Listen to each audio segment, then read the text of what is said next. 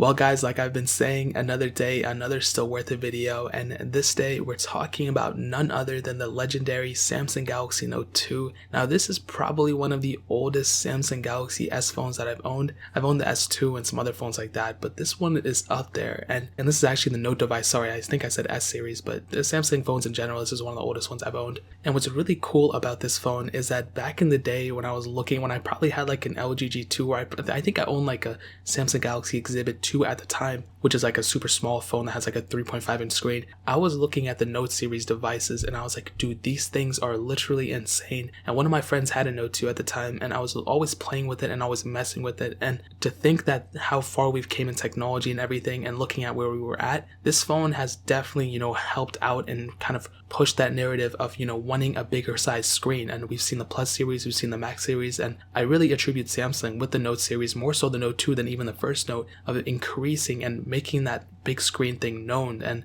back when, this phone was released, we had the iPhone 5 or even the iPhone 4S. And think about it like this, like people were calling these type of phones phablets at the time, that was like the biggest term, was like a phone tablet. And now this is like the 5.5 inch panel we have on this thing is the standard on a ton of devices. I mean, we have a 5.8 inch panel on the iPhone 11 Pro, and that's pretty crazy. So this thing was released in 2012, so this year it will be turning 8 years old, which is so crazy to think that we're already 8 years in. This phone does not, it doesn't even feel like it's been 8 years, you know what I mean? That's crazy. Now looking on this phone, like I've said, we have a 5.5 inch Super AMOLED display on the front. This panel is 720p, which is kind of funny because it's such a big size screen, but it only has 267 pixels per inch, which is, it's not a bad panel for sure for the time the phone is released. Nowadays it would not be the best mixture of having a big panel and a low resolution, but it gets the job done for sure. We have that front home button, which is cool, capacitive buttons on the side, front facing camera, which is really cool as well. And I really did like this space gray color. I like the black ones more, but the space gray was really cool. And with the Note 3 actually, which I've reviewed extensively, I still have it, they really took a really different approach with it. And I think ever since then the Note line has pretty much used that Note 3's design, but the Note 2's design definitely wasn't that bad either. With a micro USB port on the bottom with the headphone jack, as well as the S Pen. That's one of the coolest things about those phones and one of the biggest highlights.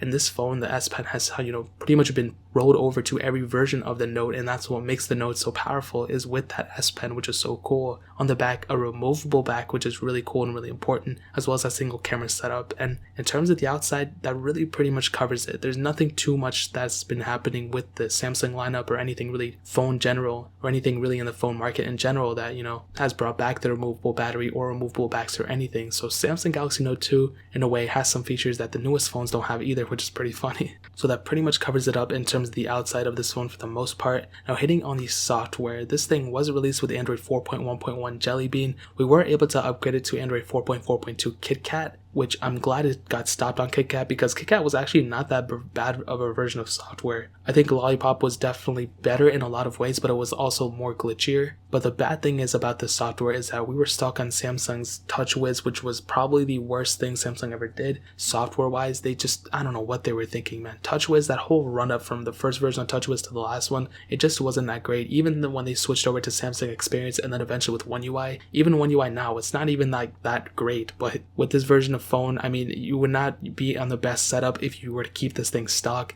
Being on 4.4.2 is just not only outdated, you're missing out on tons of features, a lot of apps you're not able to download on the App Store, but you're also, the security risks going on with that. Having this phone on a specific old version of software like this, you're definitely not doing yourself any favors if you go about this way. So what I would tell you is, in terms of software, if you keep it stock, that would probably not be the best thing to do. What I will tell you though is that there is still a bit of development community behind this thing. You can easily go custom ROM it, root it. There's a ton of different options out there in the market. I would 100% recommend you, if you're in the market of doing something like this, if you're planning on getting a phone of this age, any phone that's 1 year after its software life cycle, so let's say your phone stops getting updates today, I will say that phone is still kind of reliable even a year after, but after that year, I would probably not recommend people getting it because of the security risk and the outdated software. With a phone like this, you're gone multiple years without getting a software update or a security update even. So even though those apps on the App Store and everything are getting updates, the phone itself is still vulnerable to to a lot of those attacks and everything. So I would recommend you, if you're in the market of getting a Galaxy Note 2,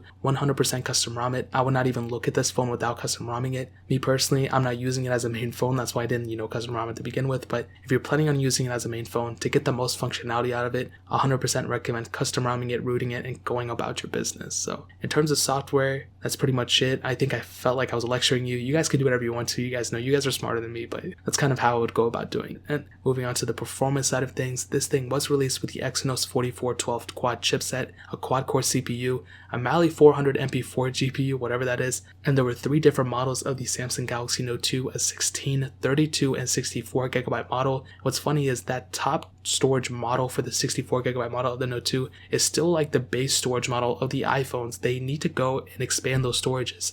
There's no expandable storage on that, but this phone had expandable storage, so I don't know what Apple's thinking. They really need to get their stuff together. But this phone, you can go and get the base model, the 16 gigabyte model, and pay less money for it nowadays, which is probably all the same price, but you can go and expand that storage with the microSD card slot, which is really cool. And all those phones had 2 gigabytes of RAM, every single model, which back in 2012 is actually quite a bit of RAM. We didn't see 2 gigabytes of RAM on a Galaxy device until the Galaxy S4, which came out the year after this. So definitely a cool little tidbit right there. Now hitting on the performance, like I said, this thing, it's not a bad performing device in the age when it was released and the price point. This was, the best phone you can get at the time, but nowadays this phone has aged completely, and I'm surprised it's still kind of, a little bit, smooth in terms of some ways you go about it. If you open apps, close apps, like it's really not that bad. The only times is like when you go and like try to load up multiple apps in the background, sometimes those things get in the way. Also, when you try to touch the S Pen to the capacitive keys, it doesn't work, which is really annoying. The home button works, obviously it's a clicking button, but when you try to touch it to the capacitive buttons, it does not work that way. But what I can tell you is that when you're flipping through pages, whenever you're going through, if you're doing light tasks, it's not the worst thing in the world. And I think honestly they could have done a better job at it,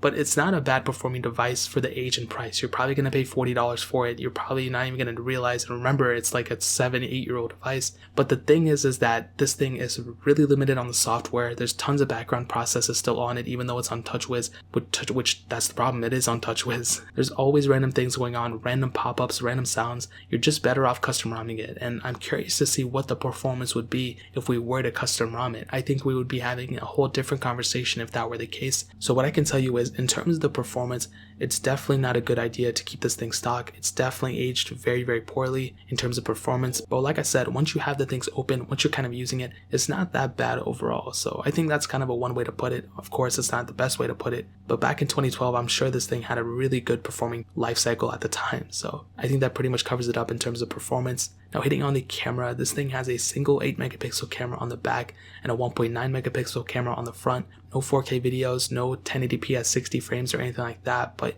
it was a camera, and I think that's the best way to put it. You're able to take photos and everything like that and able to go on about your business. There's no extra sensors on this thing, but there are some cool light kind of features on the Galaxy Note 2's camera UI, which is cool. But other than that, I probably wouldn't recommend anybody to purposely go out and buy this thing because of the camera. And if you have any other camera available, even like a MacBook's camera, I think front camera is better than this thing, which that's not saying much, but the quality is there for the most part. But I don't think there's a lot of people still using this phone, let alone using this camera on this phone on a daily basis. So it was good at the time, but now it's just not really the best option. There's a bunch of different camera phones out there. Like a budget $100 phone from Walmart will probably get you better results than this specific camera. So, and even phones like the Galaxy A20 and the Galaxy A10, those have pretty decent cameras on them for being budget phones. So, and to think this thing was a flagship just, back in 2012 is pretty crazy. That kind of covers it up in terms of the camera. Now ending it off with the battery life, this thing has a 3100 mAh battery, and the battery has degraded over time. Of course, it's not at the 3100, it's probably at like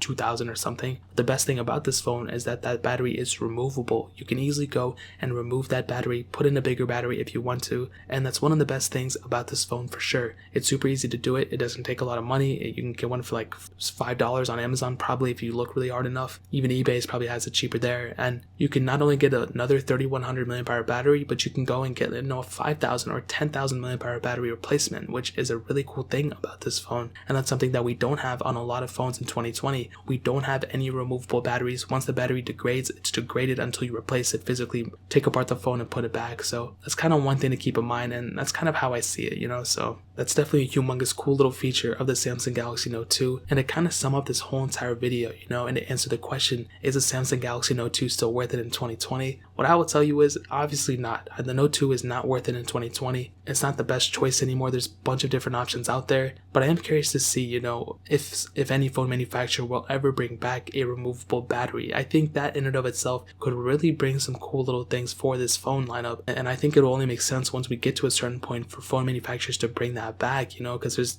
phones are becoming more and more similar. With a phone like a Note 2, it has cool little things that, the average phone nowadays doesn't have, like the S Pen, like the battery, even micro SD card slots. Some major phone manufacturers don't have those things either, but this phone did have it, which is a really cool little thing for this phone. So obviously I probably wouldn't recommend it in 2020 unless you're going to custom ROM it, and even then I probably wouldn't recommend it, but it did bring quite a bit of stuff to the table, so I have a lot of respect for at least doing that. So that pretty much covers it. If you guys have any other questions or anything, leave it down in the comment section below. Hit that like button, that would mean so much, but definitely hit that subscribe button. Every single subscriber that we get really does count, so it means so much if you guys could hit that. Also check out the other links down in the description as well. My Twitter, my Instagram, my second channel, all those links are linked down below. I'd really appreciate it if you guys could check it out. But more importantly than everything else, I love every single one of you guys. Hopefully I'll catch you guys in the next video. Peace out till then.